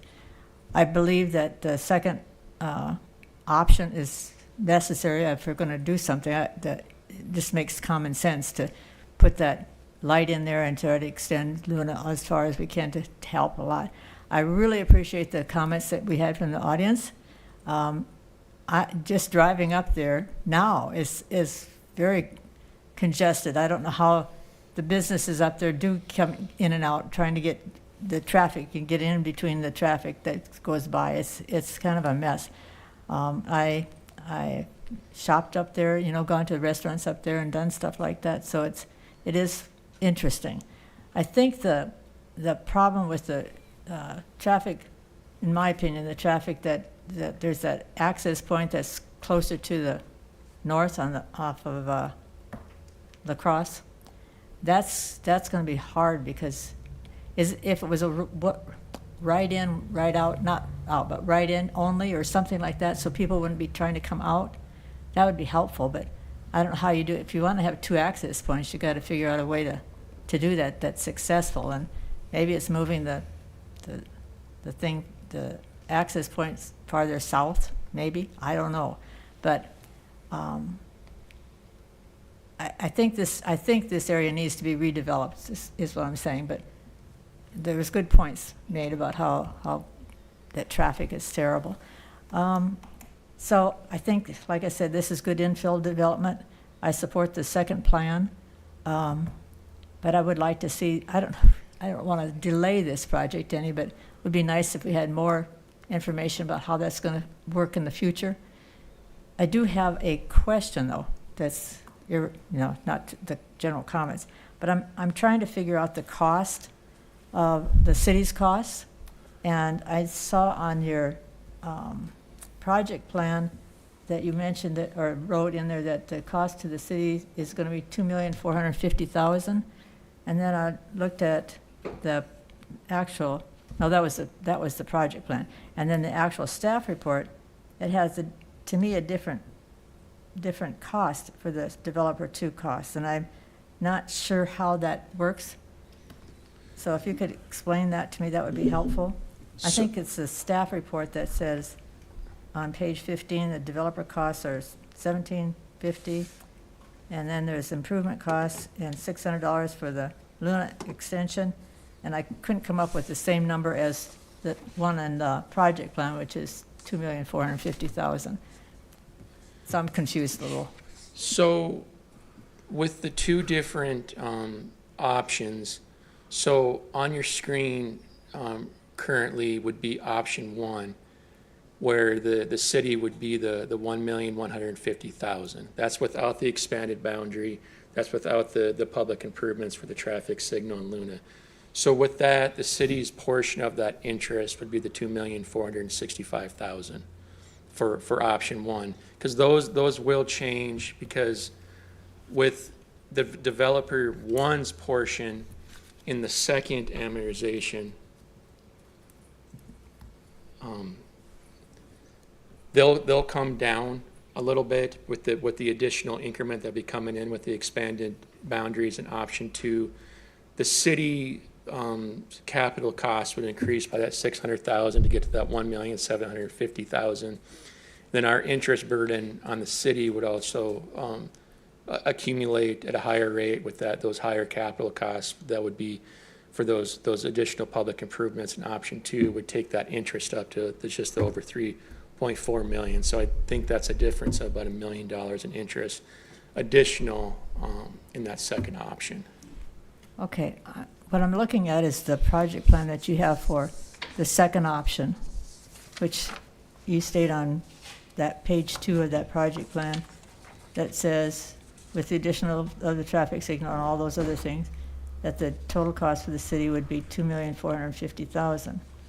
And then on the staff report, which I don't know if that's a different staff report, but I don't know that this, to me, this on page 15 was a different number, and it's for, if it's not for the second option, maybe that's the difference, I don't know.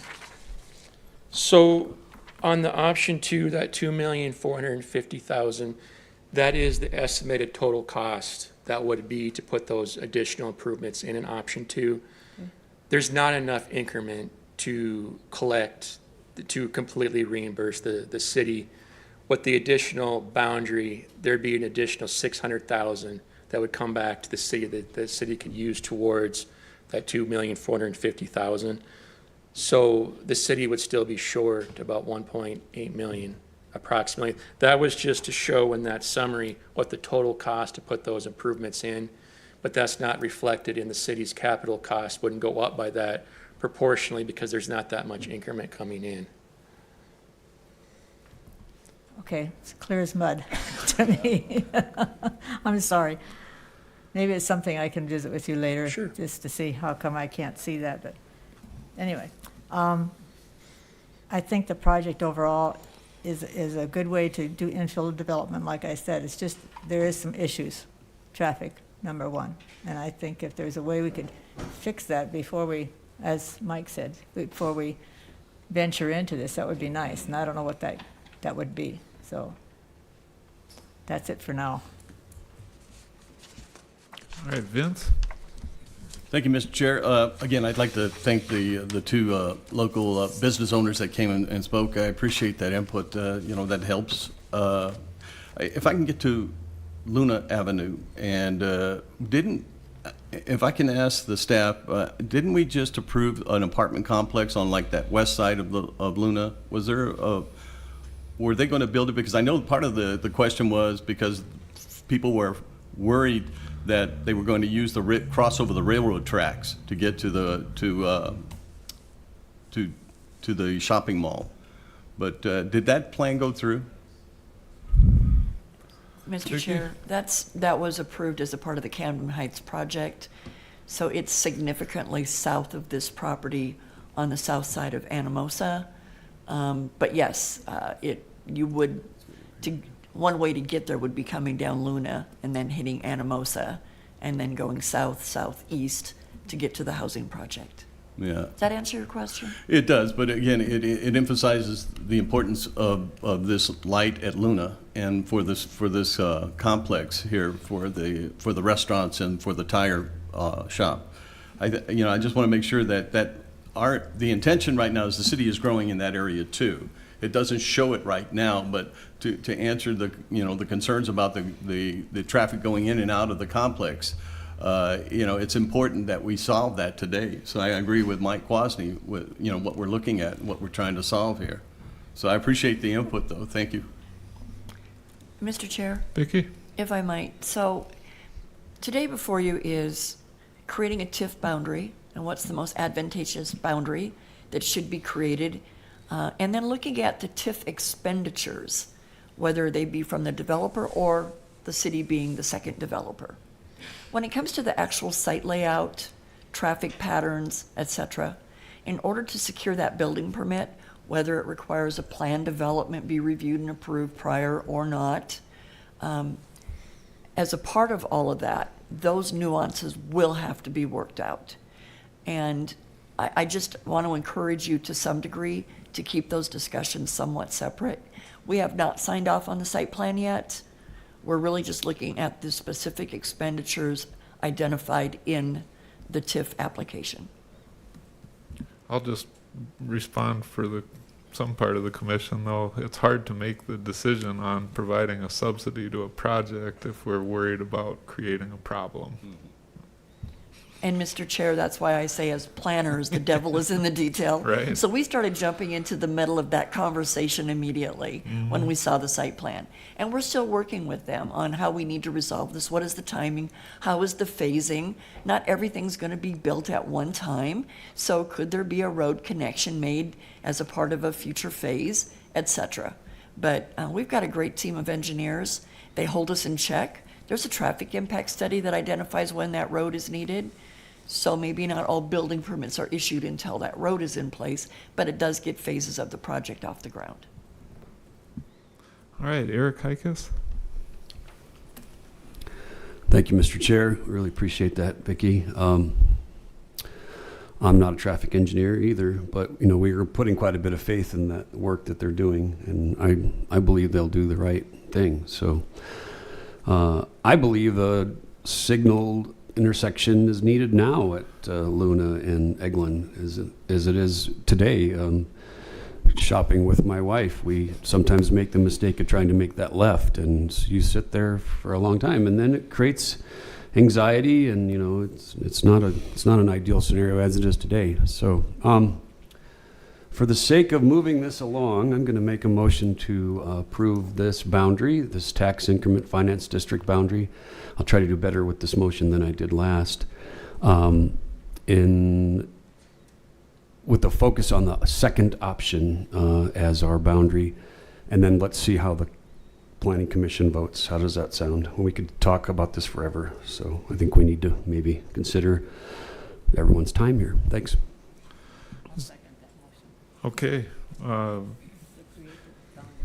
Eric Hikas made the motion to create the second option boundary, including the extension down Luna Avenue. Karen seconded that motion.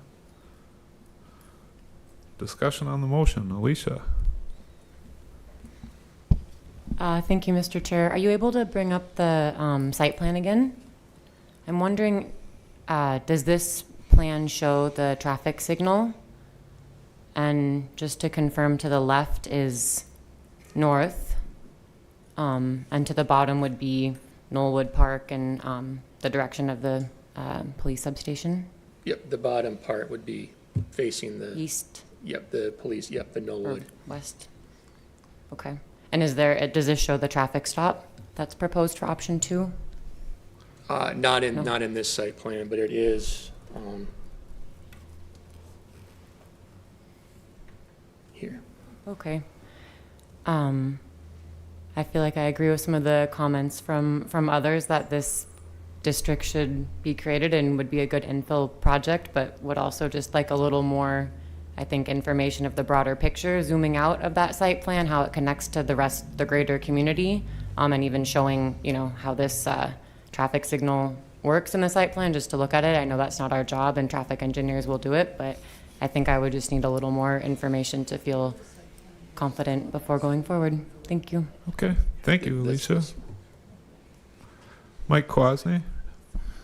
Thank you, Mr. Chair. The site plan, do we have existing, as we go into other communities, we see similar site plans where we have multiple restaurants in. I'm assuming this is real similar to some of those. That's what they're using as an idea on how to do this. Most of those I've seen are successful. Sometimes they're pretty busy, depending on what's in there. So I'm assuming that part will it will happen, and I think it can happen with what's here.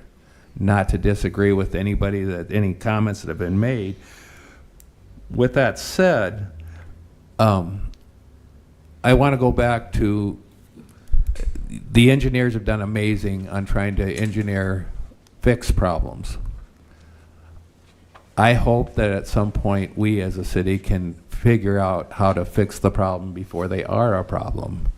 And that's what my hope is. I will go back to Sheridan Lake Road, and I will continue to use Sheridan Lake Road as an example, that we had created that problem. We still have not fixed it. And I hope someday there is not a fire out on Sheridan Lake Road someplace, and we try to get all those people out of there, that we don't have a serious problem. I know that they're doing construction right now on it, but I think one of the things we have to do as a city is be ahead of the problems, not trying to fix the problems. And I think we have an opportunity here to be ahead of this problem, and I hope we can take that. All right. Thanks, Mike. Got a request from Jason Solomon, if you'd like to address the commission. Mayor? Just Jason speaking Sullivan. overall, thank you for the opportunity to share. I thought this discussion was really good. Somebody made the suggestion that they thought a light was needed right now at Luna and Eglin. I agree, by the way. So I fully would support that because I am also already concerned with traffic in that area. I love this project. My one concern was traffic congestion. I think having an additional set of controls at Luna would be helpful. But you know, this is obviously an exciting development, infill development, which is great. But I always just want to remind folks the reason for the TIF is about the public benefit. And the public benefit is helping to fund a new police substation, which I think, or excuse me, police precinct, which is critical. That's a good chunk of change. It's about helping to bring more traffic controls in this area, and that helps fund that project, as well as really raising a site that is not developing the way it should. It might have a little bit of value right now, but that site is on a very visible area of our community, not really producing the way it should. So as excited as we are about the businesses coming to town, and I'm just as excited as anybody, the reason to approve it beyond that is really about those public benefits. And those public benefits, when you add in the police precinct, traffic, redevelopment of an existing site, that to me is really the compelling reason for a TIF. Generally, I don't think, you know, we should just, you know, do a TIF to get a fast food restaurant in town. That's not what this is. It's about all those other benefits that we get as a result of it.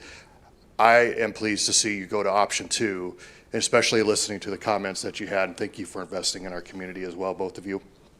I think that's tremendous, and they're valid comments. But it's not so much trying to help one business or another. It's about those public benefits, and we're trying to leverage as much as we can growth and redevelopment of that area for those public benefits. So I would urge the signal at Luna as well. And I think I'm glad to see that we have our traffic engineers already stating that. I think that's a good, wise route to go.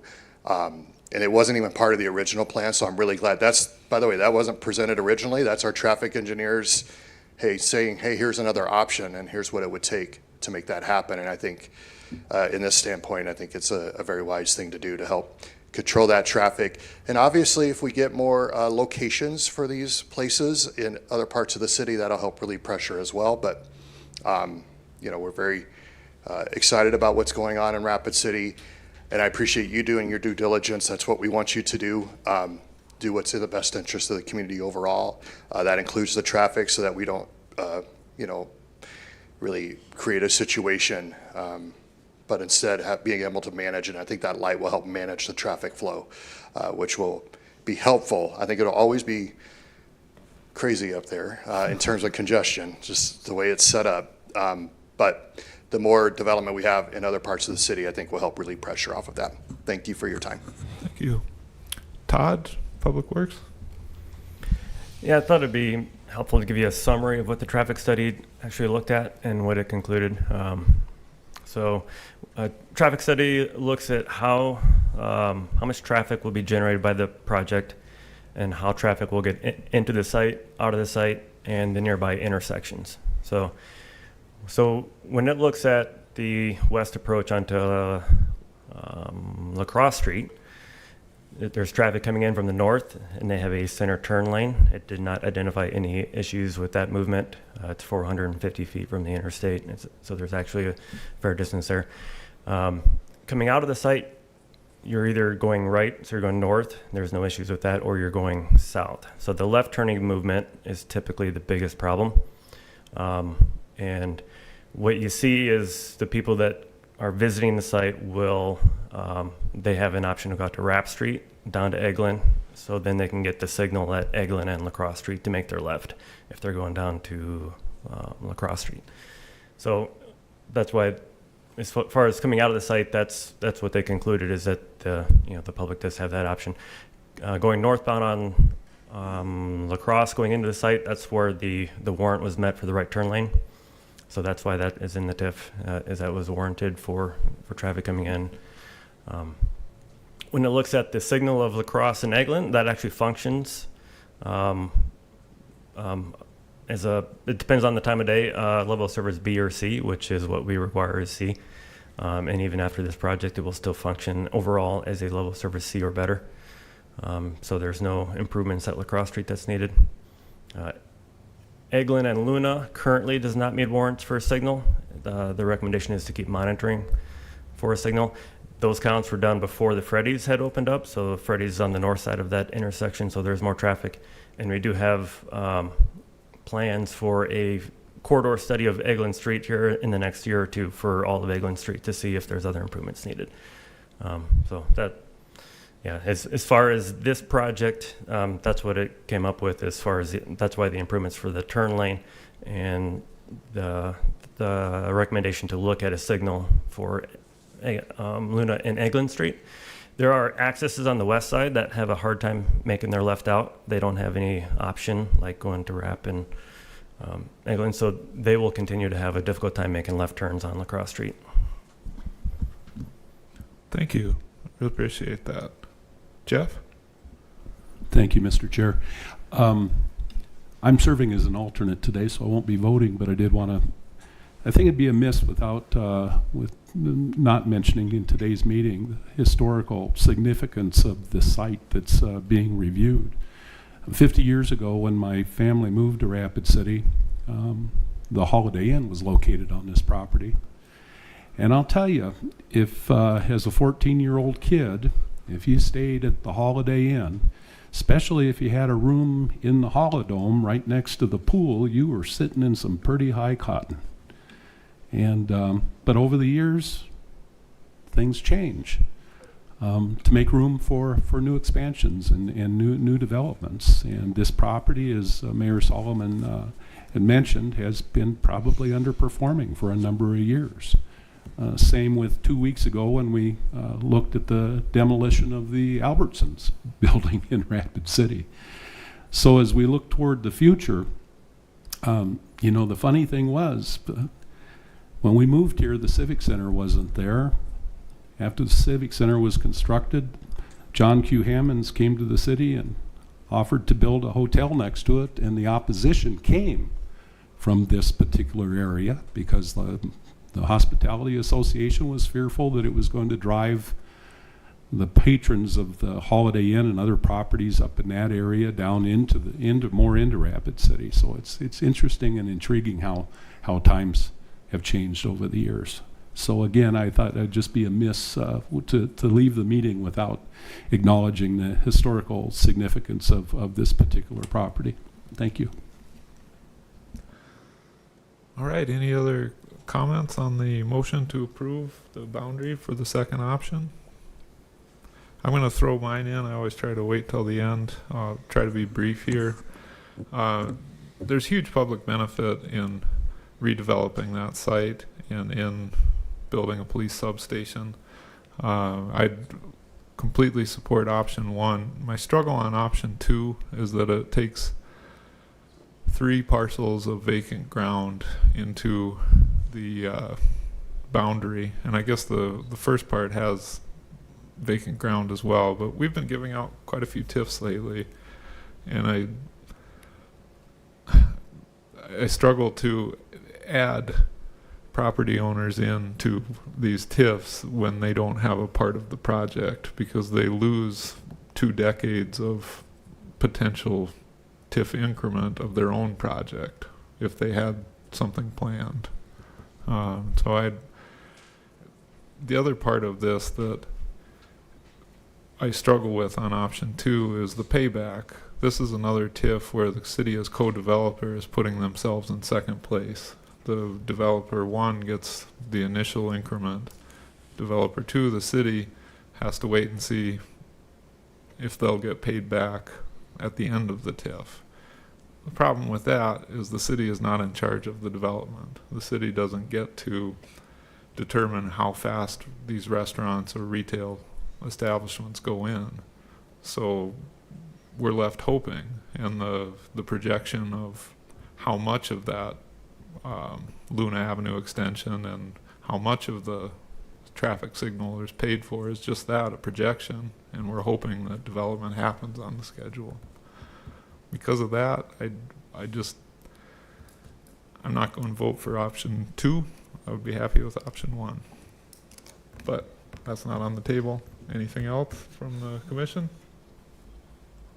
All those in favor of creating the resolution for Marshall Heights Tax Increment Financing District based on the option 2 boundary, please say aye. Aye. Opposed? That's me and Alicia. And Mike. But the motion carries. Yep. All right, that leaves us to item number 10.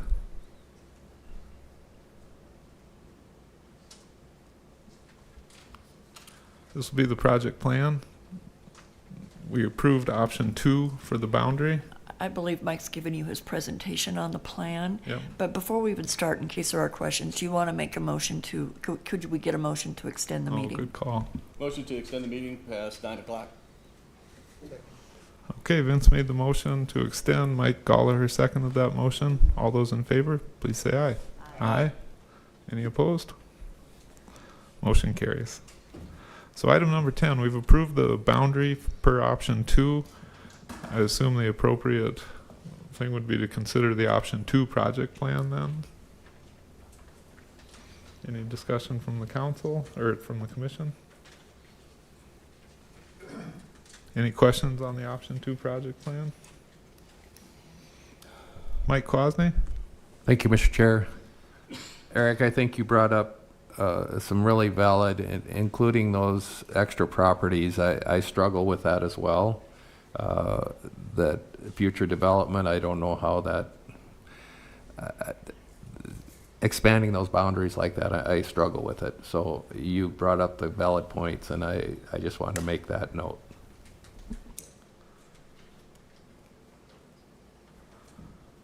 All right, anything else from the commission? Maybe a motion if there's no other discussion?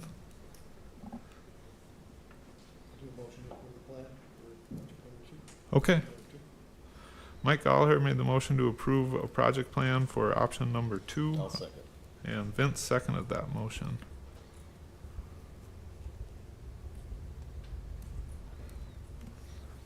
Karen Bowman? Thanks, Mr. Chair. Although I support the project plan to some degree, I do have some concerns, and so it's hard for me to say, yeah, that's a great idea. But without doing that, the only other option that I would have would be to continue to think about some more thoughts on the traffic or something, and I don't know that that's a good option either. So I'm caught in the middle kind of in my thoughts, so I just wanted to express that. So it's like we'll have to make a motion and have to say something pretty soon. All right, Vince. I just want to add on that, again, this is an infrastructure issue. We're developing this to where it could be and where it could provide more opportunities for tax incentives, but for tax coffers, so that we can benefit from that. This property has had a history more recently, in particular, where there was a murder at one of these locations. We have an opportunity to turn it around, and we need to stay positive. And in all due respect to Chick-fil-A, it's not about a chicken restaurant. It just isn't. It's more about our community and to develop it. And the efforts that we're making with these TIFs, it's not easy. It is not. But we thank you. Karen? Thank you, Mr. Chair. I did have one other thought. Vicki, when you said that they haven't approved the project plan itself, what's going in there and all that sort of stuff, part of that problem is if they decide that it's too congested or traffic's not going to work, and they take out a couple of those restaurants, then it reduces that income coming in and that kind of stuff to pay the TIF off. And so that's part of my concern, I suppose, is that. But overall, I agree with some of the comments earlier about, the need for police presence up there, the need for that traffic study. I mean, there's good good things for the city to make this happen, and we do need to do something with that area to make it more viable. So, you know, I'm kind of leaning to pass it, but I, you know, still have such great concerns about it. So if you can add anything to that, Vicki, I'd appreciate it. Thank you, Mr. Chair. I think that Todd did a great job going through all of the details of the traffic impact study that have been done for these 5 proposed lots. Because remember, they're in the process of platting it. It may or may not require a plan development. At the end of the day, the building permit will be the final mechanism that we look at to ensure that every I is dotted and T is crossed, and staff gets criticized many times because we do that very diligently.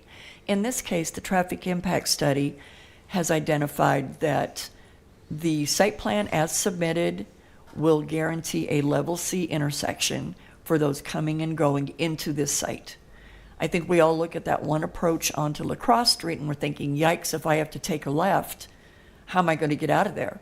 But as Todd explained, you will quickly learn that if you go down the back side, you will hit Eglin at Rapp Street, you'll hit the light, and you'll have a protected left. And the traffic patterns of our community do follow where we do have protected lefts.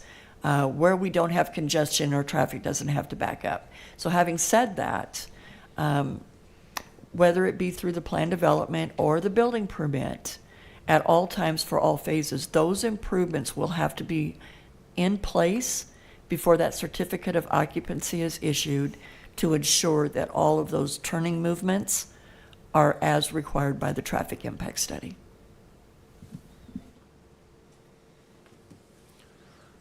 All right, the motion on the floor is to approve the project plan for this TIF for option number 2. Any other discussion on that motion? Mike Quasny. Thank you, Mr. Chair. I had one more, and I thought I heard somewhere in this discussion that there was a possible, there were some interest in this property as it moved forward. I thought I heard somewhere, maybe Vicki, something you said, that there is interest in this back property, not the development itself, but some of the back property. Mr. Chair? Vicki? We've entertained project plans for that property north of Luna several times over the years, but the potential developer never wants to pull the trigger. My comment went to, when we see this additional growth in the area, that's going to entice others that are going to want to get located in an area that is growing. We see that quite often, and we're going to see that in other TIFs that you've approved as well, where that district boundary does include other undeveloped land. So noting that Luna Avenue to the north currently is at the responsibility of the developer to construct as they do bring in those plans. If, as you've just approved option 2, and hopefully City Council does too, there is an increment available to make some of those improvements, that's going to increase the options of that vacant land developing as well. It'll take that burden off of those adjacent or underlying property owner.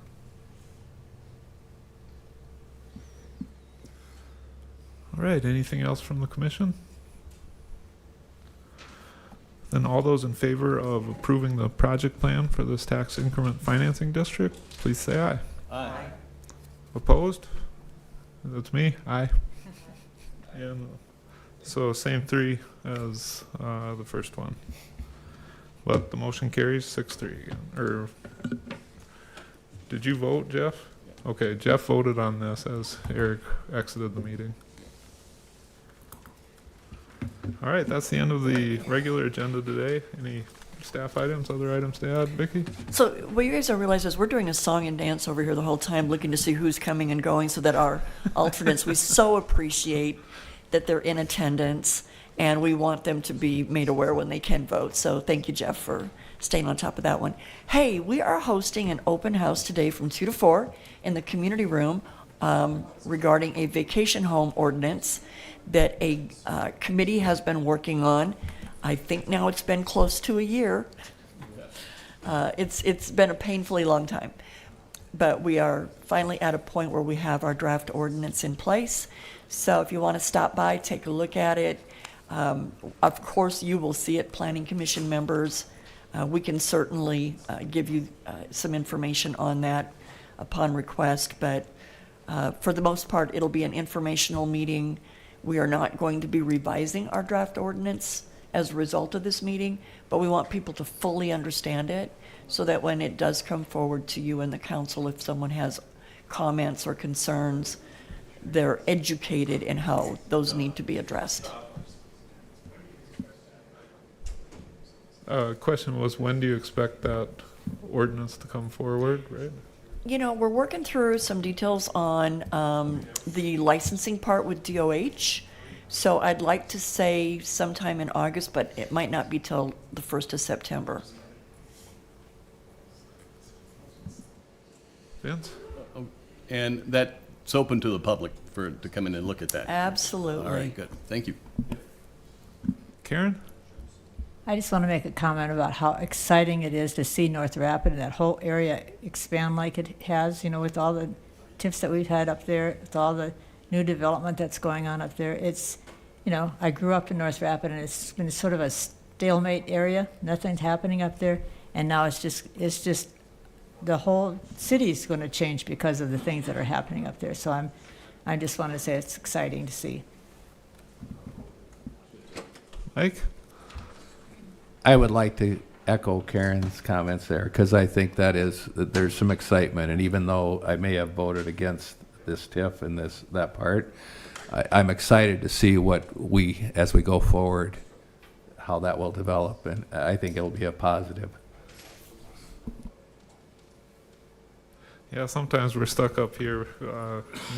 I'll just speak for myself. I feel like I'm being negative on things, but really what I want for Rapid City is growth.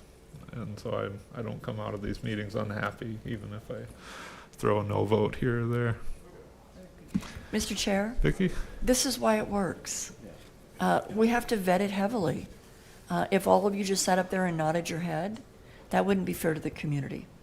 So we need the comments that you share in this public meeting shared openly, so that we're recognizing that those that think differently about these things have representation on these boards. So we thank you.